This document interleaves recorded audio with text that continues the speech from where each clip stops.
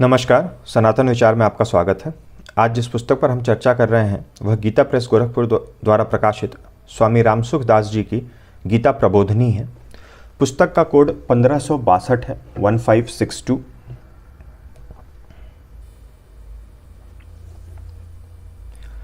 ये hard bound पुस्तक है, गीता प्रबोधनी, मोटा टाइप।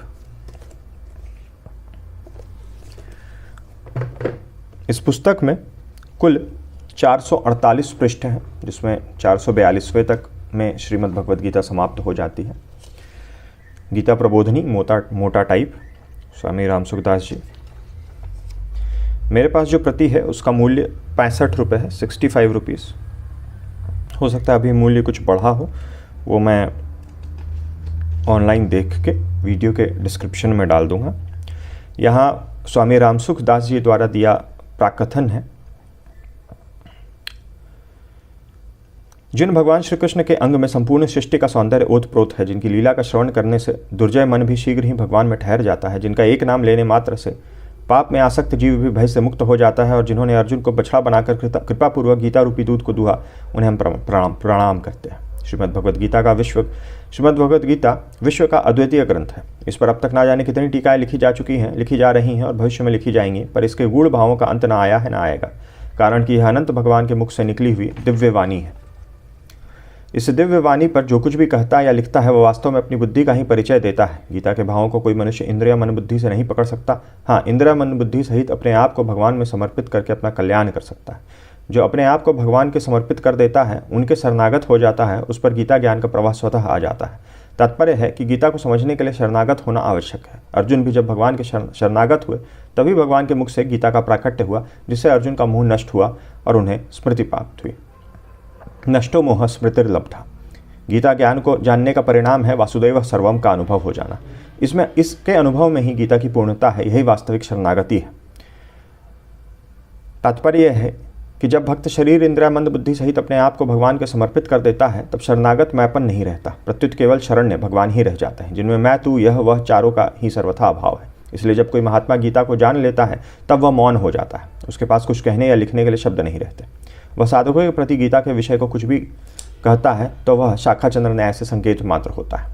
लगभग 20 वर्ष पहले मैंने गीता पर साधक संजीवनी नाम की विस्तृत टीका लिखी थी। जिज्ञासु साधकों ने उसे बड़े उत्साहपूर्वक अपनाया और उससे लाभ भी उठाया। फलस्वरूप अब तक उसकी लगभग 4.5 लाख प्रतियाँ मुद्रित हो चुकी हैं। इसके साथ ही साधकों की यह मांग भी बढ़ती रही कि साधक संजीवनी का कलेवर बहुत बड़ा होने से इसे अपने साथ रखने में कठिनाई होती है, तथा विस्तार अधिक होने से पूरा पढ़ने के लिए समय भी नहीं मिलता। इसे ध्यान में रखते हुए गीता पर एक संक्षिप्त टीका लिखने का विचार किया गया है, जो गीता प्रबोधनी नाम से साधकों की सेवा में प्रस्तुत है। इसमें गीता के मूल श्लोक एवं अर्थ के साथ संक्षिप्त व्याख्या दी गई है, परंतु सभी श्लोकों की व्याख्या नहीं दी गई है। अनेक श्लोकों का केवल अर्थ दिया गया है। मूलतः गीता प्रबोधनी में हर श्लोक का अर्थ तो दिया ही गया है, व्याख्या हर श्लोक की नहीं दी गई है। आगे चल के हम देखेंगे कि कितने श्लोकों में व्याख्या दी गई है और कितने श्लोकों में केवल जो अनुवाद है वह दिया गया है। अधिकतर जो श्लोक हैं जो भगवान के उपदेश संबंधित हैं वह उनकी व्याख्या दी गई है। इसमें गीता के मूल श्लोक एवं अर्थ के साथ संक्षिप्त व्याख्या दी गई है, परंतु सभी श्लोकों की व्याख्या नहीं दी गई। अनेक श्लोकों का केवल अर्थ दिया गया है। टीका को संक्षिप्त बनाने की दृष्टि रहने से व्याख्या का विस्तार करने में संकोच किया गया है। अतः साधक को यदि किसी व्याख्या का विषय विस्तार से समझने की आवश्यकता प्रतीत हो तो उसे साधक संजीवनी टीका देखनी चाहिए। गीता में भावों का अंत ना होने से इस गीता प्रबोधनी टीका में भी कुछ नए भाव आए हैं जो अन्य किसी टीका में हमारे देखने में नहीं आए। साधकों से प्रार्थना है कि वह किसी मत संप्रदाय आदि का आग्रह न रखते हुए टीका को पढ़ें और लाभ उठाएं। विनीत, स्वामी रामसुख दास। यहाँ पर एक वंदना दी गई है साधक संजीवनी के संदर्भ में। पुस्तक की विषय सूची है श्रीमद् भगवद गीता न्यास। हमने पिछले गीता दर्पण के वीडियो में देखा था, जहाँ न्यास विधि बताई गई थी। यहाँ पर संपूर्ण विधि नहीं बताई गई है, परंतु केवल संस्कृत में किस प्रकार से करन्यास करना है और हृदयाद्य न्यास करना है वह दिया गया है। फिर गीता का महात्म्य बताया गया है। गीता महात्म्य गीता प्रेस द्वारा प्रकाशित विभिन्न भगवद गीता के संस्करणों में करीब करीब सभी में रहता है। उसके बाद 18वां अध्याय श्रीमद् भगवद गीता के, फिर एक आरती दी गई है श्रीमद् भगवद गीता की, और गीता में साधर्म है, वो हम आगे देखेंगे कि यह क्या है। यह न्यास विधि है, कर्ण न्यास, फिर हृदयादि न्यास, उसके बाद गीता महात्म्य है मूल संस्कृत में। यहाँ एक ब्लैक एंड वाइट चित्र है। फिर गीता प्रबोधनी प्रारंभ हो रही है। काफ़ी बड़ा और मोटा फॉन्ट है, पढ़ने में बहुत ही सुगम रहेगा। श्लोक है, यह अनुवाद है। फिर व्याख्या है, व्याख्या छोटे साइज़ के बोल्ड फॉन्ट में दी गई है। अब देखिए, इन श्लोकों में किसी में भी व्याख्या नहीं है, केवल यहाँ बोल्ड बड़े फॉन्ट में श्लोक है और फिर हिंदी अनुवाद, श्लोक हिंदी अनुवाद, श्लोक और हिंदी अनुवाद, इस प्रकार से दिया गया है। अब यहाँ पर देखिए काफ़ी व्याख्या दी गई है। प्रथम जो अध्याय है उसमें भगवान का उपदेश प्रारंभ नहीं हुआ है, इसलिए इसके अधिकतर श्लोकों में व्याख्या नहीं है, केवल अनुवाद दिया गया है। जहाँ पे युद्ध का प्रसंग चल रहा है और संजय धृतराष्ट्र के बीच में वार्तालाप हो रहा है, और फिर बाद में श्री कृष्ण जो है वह रथ लेकर वहाँ बीच में लगाते हैं।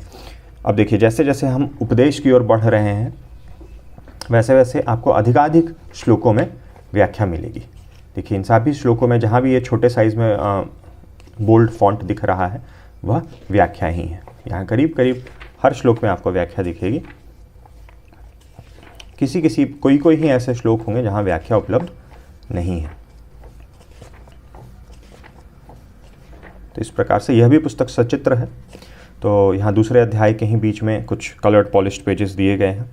कृपा सिंधु भगवान श्री कृष्ण, ये धृतराष्ट्र और संजय, यहाँ अर्जुन को उपदेश, यहाँ प्रजापति की शिक्षा, सूर्य को उपदेश, समदर्शिता, ये चित्र मेरे ख्याल से साधक संजीवनी में भी है, इनमें से कुछ चित्र हैं साधक संजीवनी में भी, अनन्य चिंतन का फल और ध्रुव पर अनुग्रह। तो इसी प्रकार से पुस्तक में जो है हर श्लोक का अनुवाद उपलब्ध है।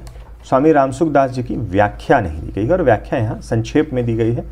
और जैसा कि प्राकथन में लिखा है कि विस्तार से अगर आप जानना चाहें तो अब ये 10वां अध्याय है। देखिए, यहाँ इन श्लोकों की जहाँ पे विभूतियों का वर्णन है वहाँ पे व्याख्या नहीं दी गई है, क्योंकि वह स्पष्ट ही है। यहाँ शुरुआत में कुछ श्लोकों की व्याख्या है।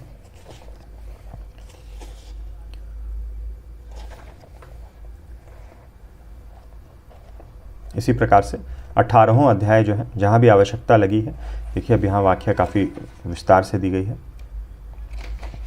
जहाँ भी आवश्यकता लगी है वहाँ व्याख्या दी गई है, और नहीं तो अन्यथा अनुवाद तो उपलब्ध है ही। आप हर श्लोक का अर्थ समझ सकते हैं आसानी से इस पुस्तक को पढ़ के। यहाँ पे 18वां अध्याय समाप्त हो रहा है। उसके बाद श्रीमद् भगवद गीता की आरती दी गई है, और फिर गीता में साधर्म में ये एक टेबल बना के दिया गया है, जहाँ फर्स्ट कॉलम में लक्षण लिखा गया है। उसके 4 कॉलम हैं, एक कर्म योगी का, एक ज्ञान योगी का, एक भक्ति योगी का और एक श्री भगवान का। और अब ये लक्षण दिया गया है और फिर बताया गया है कि ये लक्षण किस योगी या श्री भगवान के संदर्भ में, किस श्लोक में, किस अध्याय के किस श्लोक में बताया गया है। जैसे ज्ञानी है तो ज्ञानी योगी के संदर्भ में आया है, भक्ति योगी के संदर्भ में आया है, सर्ववित्त है तो यहाँ श्री भगवान के संदर्भ में आया है, ज्ञान योगी के संदर्भ में आया है। कहाँ से उदार, उदासीन, उदासीनवत, सुहृद, यहाँ भगवान के संदर्भ में किस अध्याय किस श्लोक में आया। उसी प्रकार से यह 2-3 पृष्ठों में दी गई है।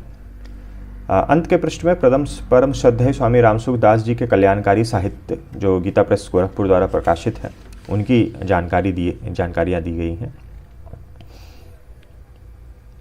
हम स्वामी रामसुख दास जी की यह चौथी पुस्तक है जिसकी चर्चा कर रहे हैं चैनल पर। प्रथम गीता माधुर्य थी, फिर साधक संजीवनी, फिर गीता दर्पण और ये गीता प्रबोधनी। और यहाँ कुछ साधन भजन की पुस्तकें हैं, उनकी भी जानकारी दी गई है। सो आशा करता हूँ आपको पुस्तक के बारे में लाभप्रद जानकारी मिल गई होगी। अभी हम आगे चल के और भी गीता प्रेस द्वारा श्रीमद् भगवद गीता के विभिन्न संस्करणों का और कुछ भाष्यों का, श्री रामानुजाचार्य का भाष्य और श्री शंकराचार्य का भाष्य, उन पर भी चर्चा करेंगे। वीडियो देखने के लिए बहुत बहुत धन्यवाद। मिलते हैं अगले वीडियो में।